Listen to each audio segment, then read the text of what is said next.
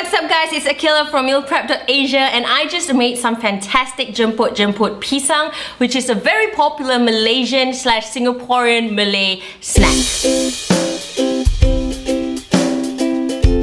So jemput-jemput-pisang is a favorite snack in Malaysia and Singapore. It's usually really tiny and it's usually deep fried, but today I have popped it into the oven and baked it for just 10 minutes.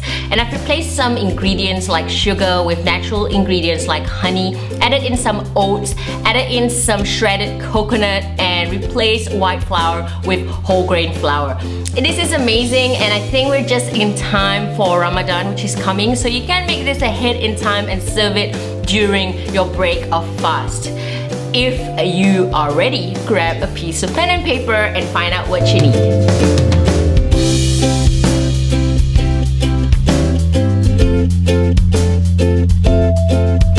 Got everything? Let's get started.